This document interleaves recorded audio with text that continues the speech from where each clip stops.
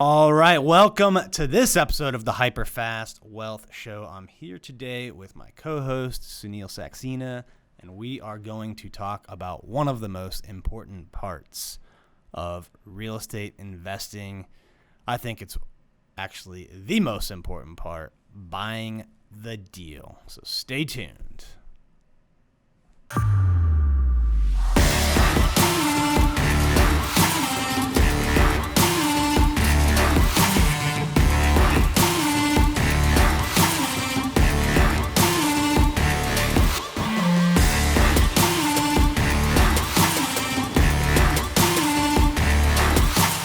All right, welcome, Sunil. How are you doing today? Doing pretty good. Excited to be back on the podcast here. Get rolling. Yeah, it's great to be in the studio, and we've had a busy year for sure. We've acquired like one property a month almost. Yep. Very, very fast pace, and I thought this would be a good time to talk to the listeners, talk to our audience about buying the deal and how to find it specifically. Yeah, absolutely. It's a great topic. I've been buying deals for well over 10 years now. Learned a lot of things to do properly and a lot of things not to do.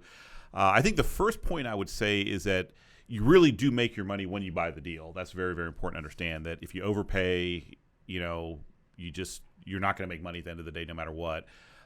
You pretty much have to figure out here's the maximum number you can pay for the deal and just stick to that. It gets very exciting sometimes in terms of people want to, overbid, and you get a little excited about the deal and you fall in love with the deal. So you just got to say, this is my number. That's it. And if the guy, wants to do it, let's do it. If not, don't do it. I know we've had a lot of deals come back to us because we said, here's our number. And they said no. And they have another buyer, but then that buyer fell through and then they came back because, that person couldn't get the financing. So I think that's probably the most important thing I would say, the very first point. Yeah, don't overpay. I mean, you don't want to start off, down 2 touchdowns to start the game. Very hard to make up, to overcome, unless you're playing, like a Washington football team or whatever. But right. So don't overpay. You make the money when you buy. I think another thing too is look for multiple exit strategies. Right? Like, don't just rely on one. So, what would your comments on that be? No, always. Yeah, absolutely. Every deal I've ever purchased, we've had at least 2 exit strategies. Typically, it's the sale, which is, what we do. We build something, develop it, and then sell it. But for some reason, if that doesn't work, make sure there's a rental strategy in place where you can hold it long term. Probably in my career, I've had a couple of projects where we've ended up having to rent, very few, but it does happen. So yeah, absolutely. Yeah, if you can, rent it, hold it long term. That's always a solid backup because you can ride out the market, right? Like, even if you bought at the worst time in the worst market, if the deal was structured so that you were able to cover your monthly expenses, you can ride it out. It might not be as sexy as a return as you originally thought, and it might take longer, but if you can rent it out, cover your monthly expenses, you can ride out almost any storm. Agreed. Yeah, those are typically the 2 exit strategies. Again, obviously the plan A, which is to sell it like you pro forma'd, but if it doesn't work, figure out a way to hold it long term, because you really only, quote unquote, lose money if you're forced to sell that deal for whatever reason. But if you can hold it long term, absolutely, you can be fine. I think next thing kind of on my list would be to know the market. Right? Know the market.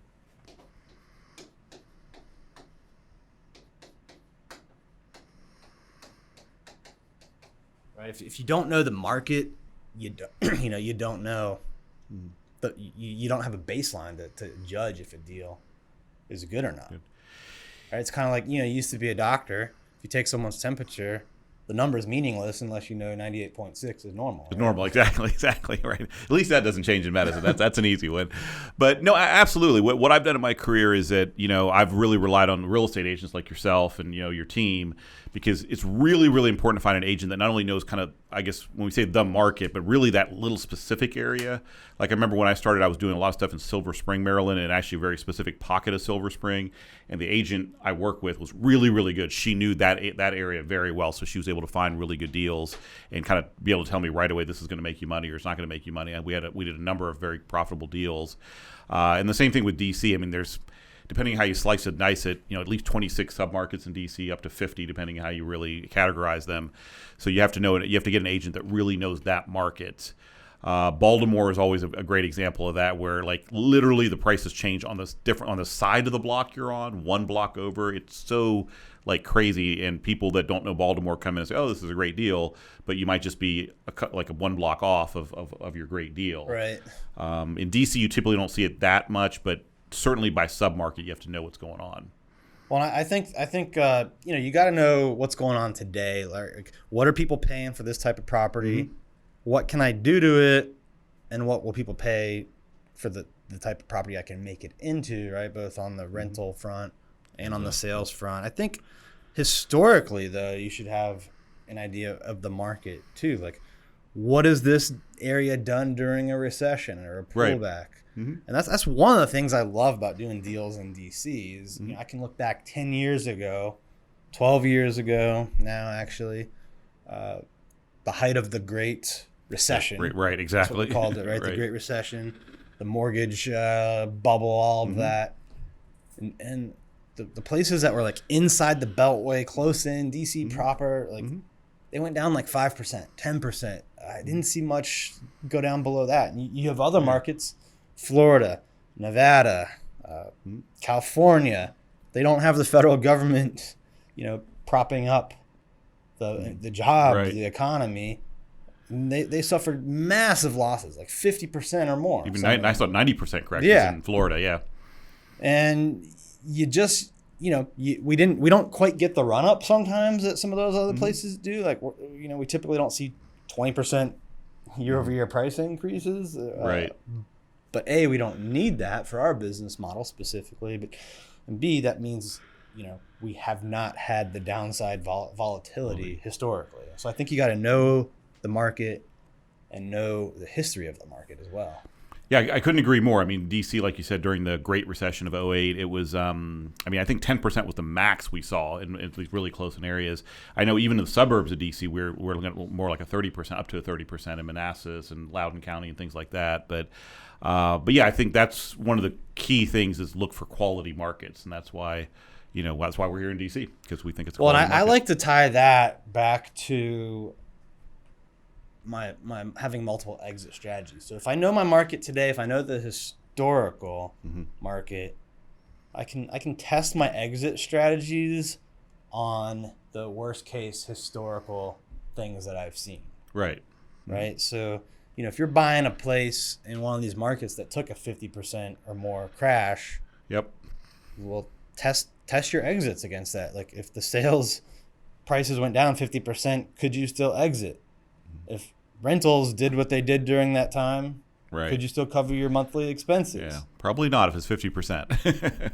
It depends on how you buy the deal and all that. But if you really want to make this foolproof, test it against your worst case assumptions. Maybe even add a buffer to that. So like we like to do that with all of our projects. We've kind of set the standard. We want a 25% margin.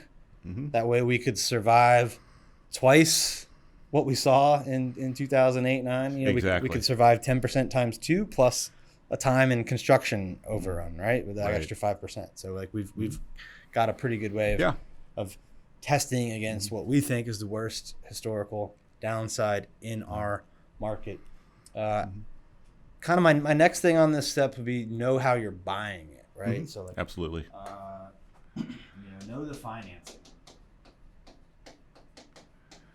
This can make a huge difference, especially the bigger the deal gets, right? If you're one of these guys that can only get hard money loans, you're at a significant advantage because typically you're going to be paying 2 to 5 points. You're going to be probably double-digit percentage on your interest rate, right? On $1 million project, 10% and 5 points is $150,000.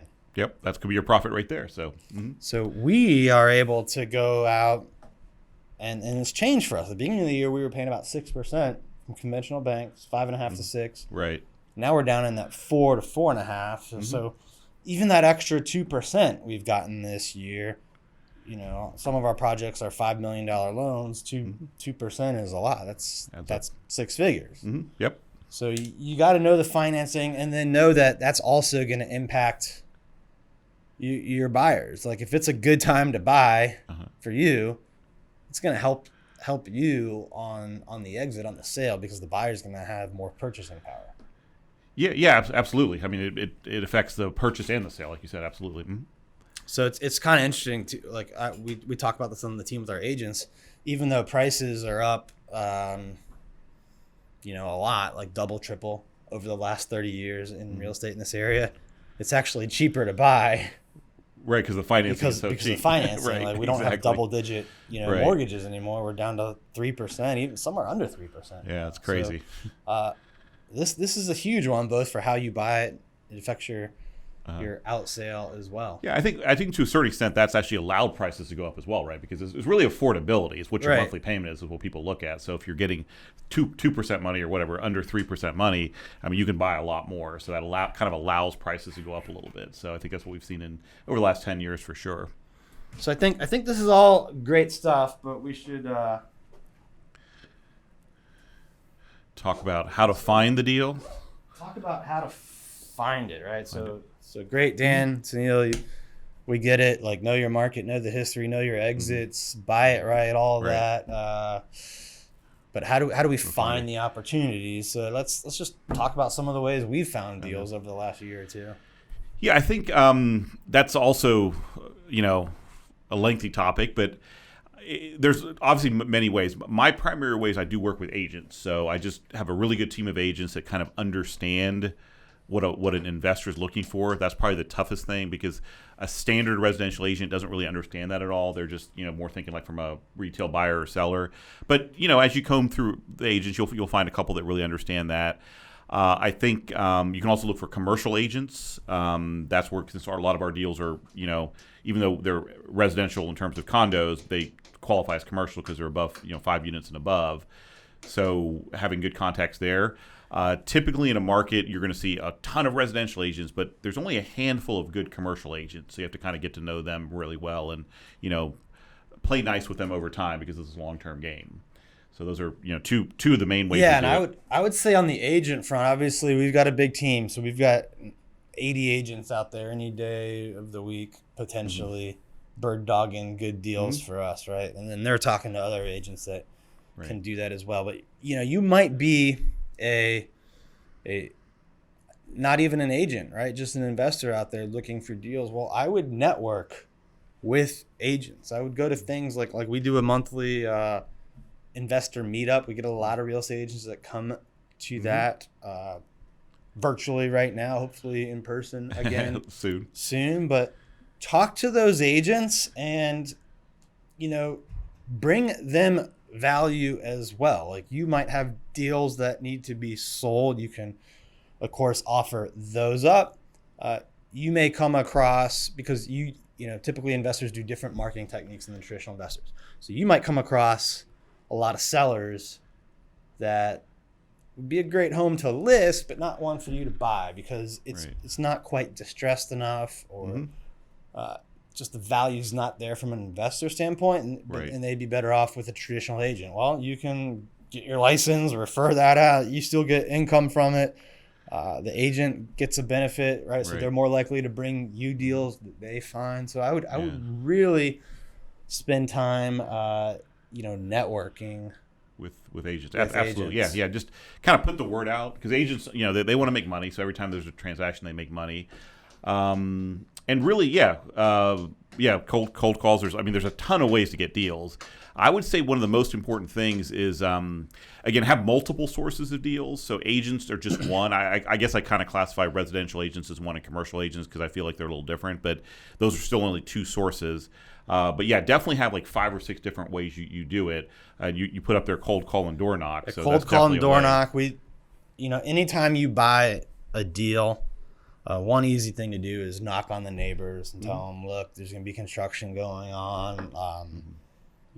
Mrs. Johnson next door just got this price. Maybe you didn't know that your home was worth that much. Like we got one like that on Columbia Road. Right, absolutely. We bought three 3 lots, and we knocked on the next door neighbor, or one of our agents did, and boom, now a 3-lot deal became 4 lots, and it just makes the project even better, that much nicer. So this definitely works. And I've seen agents and I've seen investors that come in, don't really have much of a strategy at all, other than they do this for a couple hours a day. Yeah.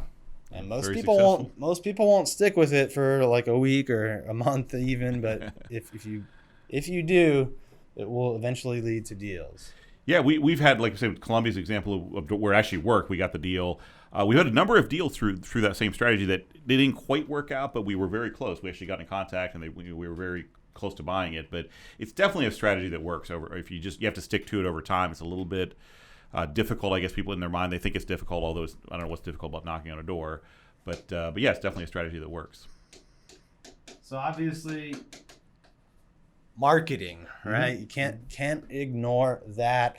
A lot of these deals or the first couple strategies involve hunting or having people hunt for you. Well, it's much better if they come to you. If they're coming to you, right? So marketing, and there's all tons of different ways to do this. They all work. Some work better than others, of course. I'll write down some that we use. Basically, direct mail has been effective. Digital, so you can't get on social media enough, and you can do this paid. You can do this organic.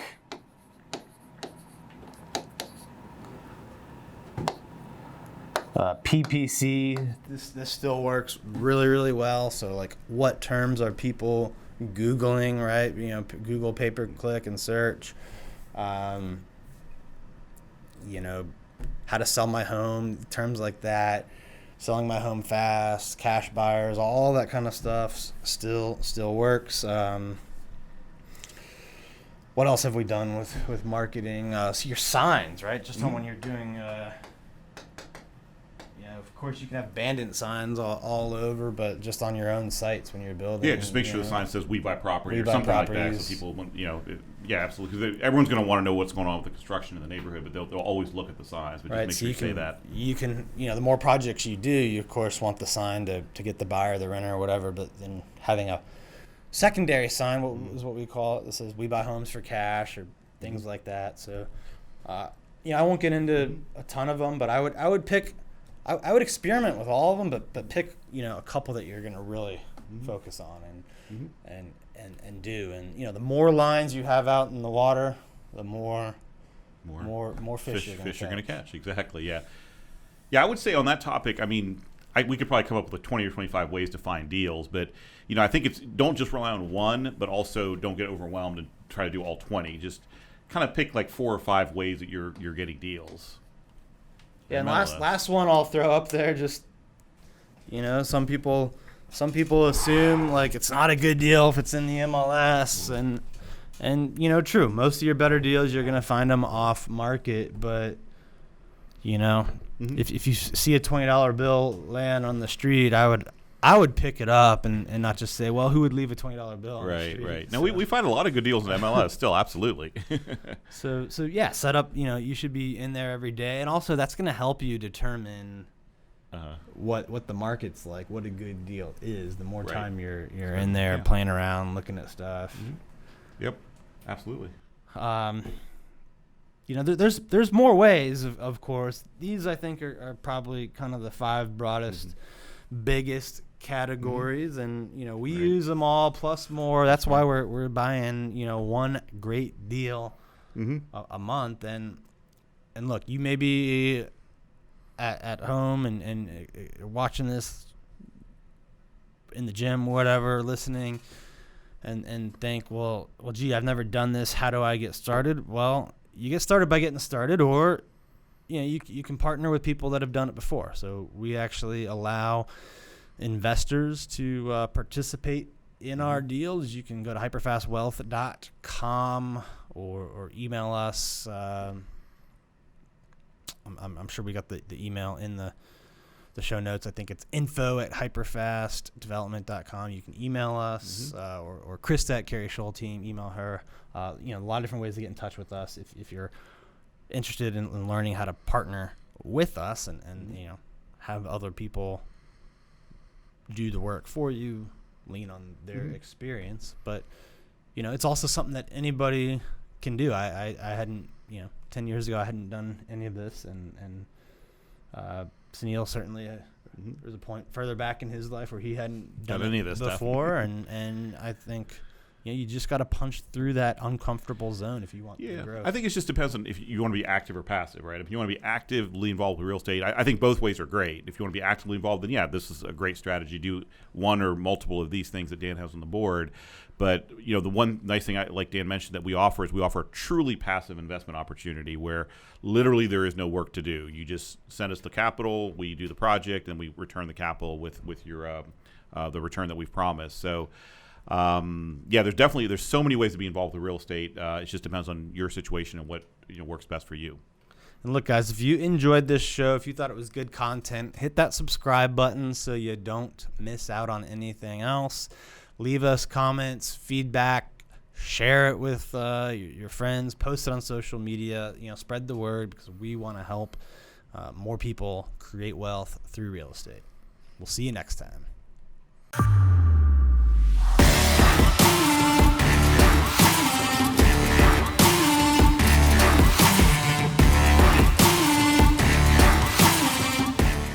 Hey guys, thanks for sticking around to the end. If you want to see more videos like this, click right here.